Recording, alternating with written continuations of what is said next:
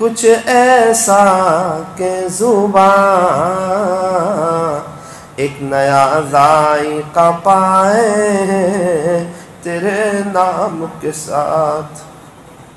دل تڑپتا ہے سنے جب بھی تیرا نام کہیں,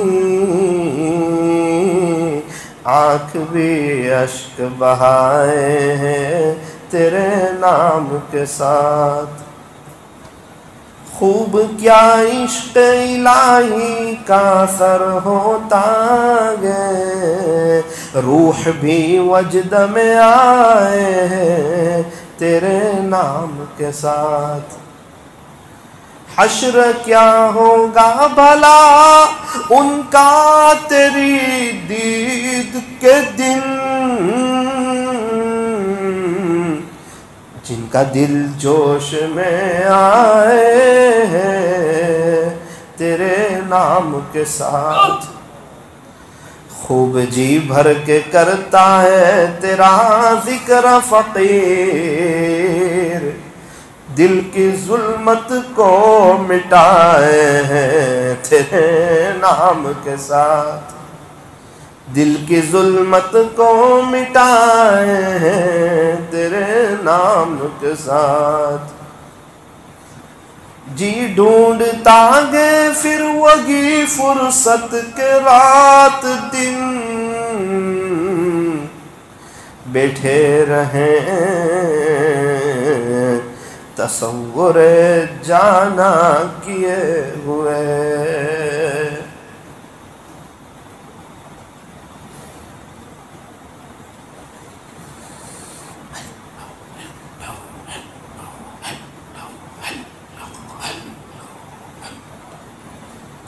لا الہ الا اللہ محمد الرسول اللہ صلی اللہ علیہ وسلم. درود شریف پڑھ لیجئے.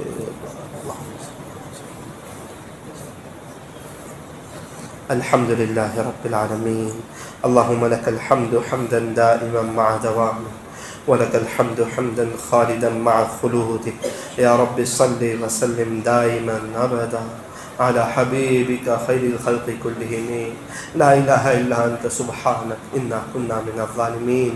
پیارے اللہ رحیم مولا کریم آقا, اللہ جی ہم لوگ بے شک بہت بڑے گنہگار ہیں, بڑے گنہگار ہیں میرے مالک, بڑے گنہگار ہیں, اقراری مجرم ہے. اللہ ہم نے آپ کو ناراض کیا ہے, ہم نے بہت گناہ کیا اللہ, اس کا احساس ہے. پتہ تھا کہ گناہ کرنے سے آپ کی نظر سے گر جاتے ہیں, آپ ناراض ہو جاتے ہیں, آپ کی ناراضگی ہوتی ہے. اس سے بڑا عذاب کیا ہے کہ بندہ آپ کی نظر سے گر جائے. بچہ باپ کی نظر سے گر جائے, باپ کے گھر میں اچھا نہیں لگتا. جب بندہ آپ کی نظر سے گر جاتا ہے اس کو آپ کی زمین پہ اچھا نہیں لگتا.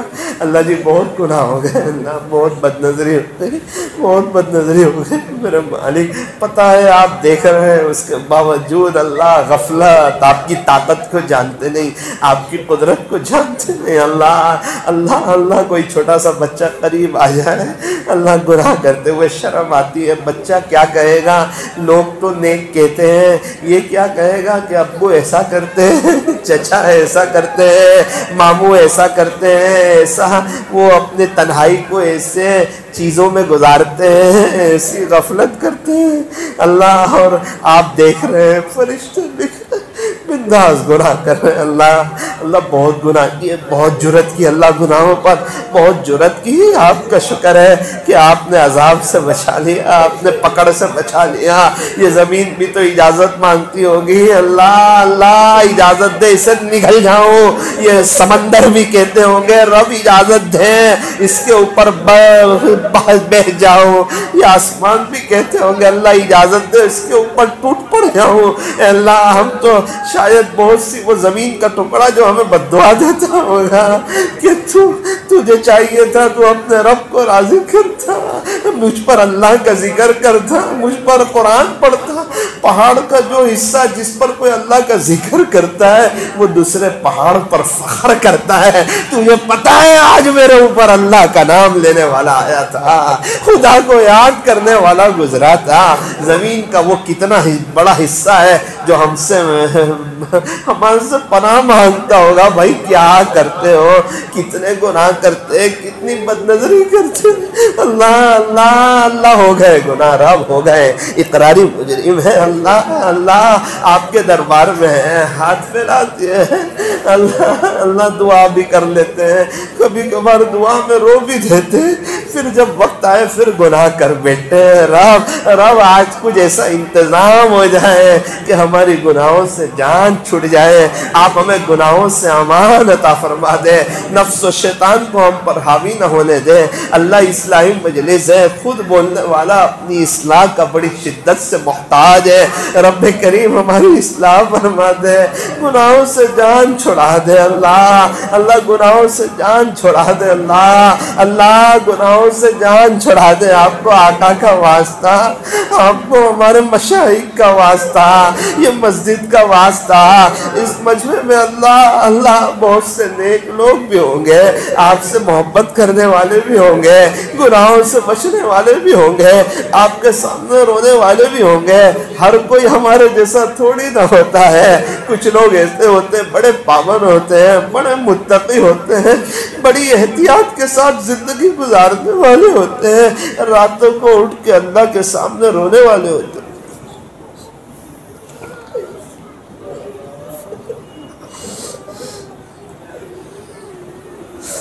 جے پور میں ایک شخص نے مجھے کہا, مولانا پردے سے میری بیٹی آپ کو پیارے نبی کا نسب نامہ سنائے گی.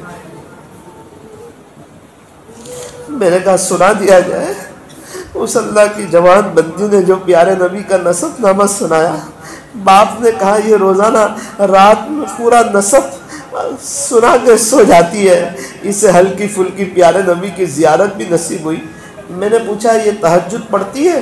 کہنے لگے مولانا پابندی سے میری بیٹی رات 10 بجے سوتی, 1 بجے اڑ جاتی.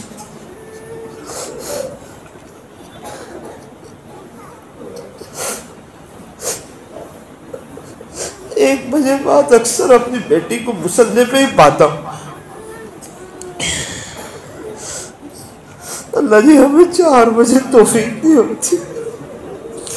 شیطان بھی سمجھا دیتا ہے تو لیٹ سویا ہے, اٹھے گا تیری نیند میں نقصان ہو جائے گا, بزنس میں نقصان ہو جائے گا, خلل پڑ جائے گا.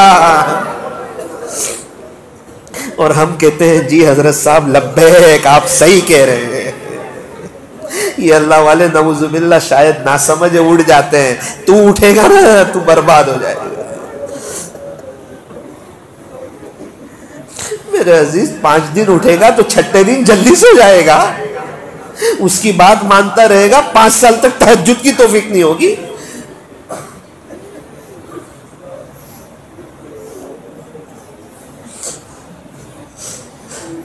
اللہ کی عشق کو پانے والے راتوں کو جاگا کرتے ہیں.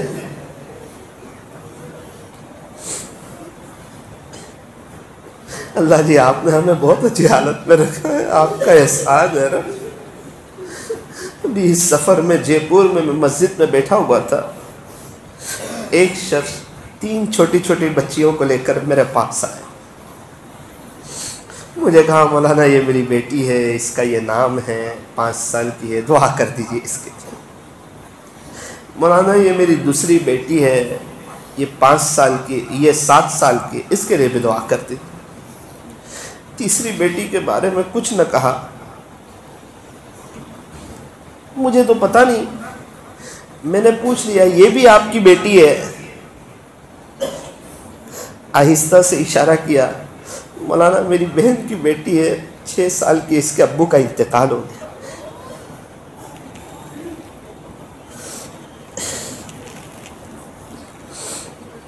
میں ان کو کس طرح سمجھاؤں؟ آپ نے اپنی 2 بیٹی کو گود میں بٹھایا, اس کو سائیڈ پہ بٹھایا, اس کو اپنے باپ کی یاد آتی ہے. کاش اسے بھی اپنے گود میں جگہ دے دی. اس بچی کے سامنے میرا تو دل ہی ہل گیا, کچھ بولنے کے قابل ہی نہ رہا, خاموش ہو گیا. اس سے باتیں کرنے لگا. مجھے آہستہ سے کہنے لگی مولانا صاحب میں اپنی امی کے ساتھ رہتی ہوں.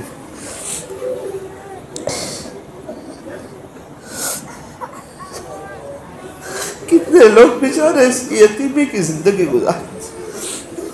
اور ہمیں اللہ نے بہت کچھ دیا ہے اور ہم اس کے نافرمان اور باغی بن کے زندگی گزار رہے ہیں. اور وہ ہمیں قرآن میں سمجھاتا ہے یا ایھا الانسان ما غرک بربک الکریم. اے انسان تجھے تیرے رب سے کس چیز نے دھوکے میں ڈال دیا.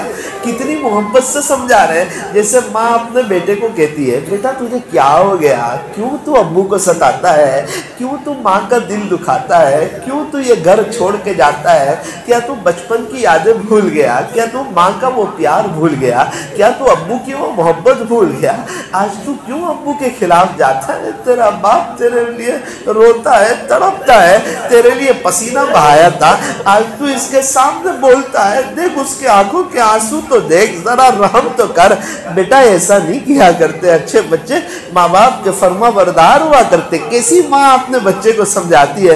اللہ اپنے بندوں کو سمجھا رہے ہیں انسان تجھے تیرے رب سے کس چیز نے دھوکے میں ڈال دیا. اللہ تجھے بلا رہے ہیں اپنی طرف, تجھے بتا رہے ہیں پیارے نبی کے طریقوں میں کامیابی. تجھے کیا ہو گیا, کیوں تو نبی کے طریقوں سے ہٹ گیا, کیوں تجھے اسلامی کلچر پسند نہیں آتا. او میری بہن تجھے کیوں پردہ پسند نہیں آتا, اول وقت نماز کی کیوں تجھے توفیق نہیں ہو رہی, تو اپنے گھر میں تعلیم کا اہتمام کیوں نہیں کرتی. اے اللہ آپ ہمیں سمجھا رہے ہیں, آپ ہمیں اپنا بنانا چاہتے ہیں. اللہ آخری گزارش یہ ہے آج کی مجلس کو اپنی بارگاہ میں قبول فرما لے, اللہ قبول فرما لے, بیٹھنے جمع ہونے کو قبول فرما لے, اس مجلس کو بہانہ بنا کے معاف کر دینا اللہ, معاف کر دینا, مغفرت کر دینا اللہ, اللہ اللہ اللہ اللہ معاف کر دینا اللہ, معاف کر دے, نیک بنا دے رب, نیک بنا دے, متقی بنا دے, پرہیزگار بنا دے, اپنا ولی بنا دے. بہت وقت ہوا آپ کے عاشقوں کو دیکھ کر تڑپتے تڑپتے, آپ اب تو ہمیں بھی اللہ آپ کے دیوان میں ہمارا نام نیک لوگوں میں لکھ دے اللہ, نیک لوگوں میں لکھ دے اللہ, نیک لوگوں میں لکھ دے اللہ. لوگ دور دراز سے آ گئے, اے اللہ دور دراز سے آئے, آپ کی محبت میں آئے, آپ کو ڈھونڈتے ڈھونڈتے آئے, آپ کو لینے کے لیے آئے, آپ کو دل میں بسانے کے لیے آئے. کیا شاید چلے جاتے ہیں, ہو سکتا ہے مجلس کی برکت سے تہجد کی توفیق ہو جائے, ہو سکتا ہے بد نظری سے جان چھوڑ جائے, ہو سکتا ہے موبائل کے غلط استعمال سے نجات مل جائے. اپنی اپنی زبان میں اللہ سے دعا کر لیں.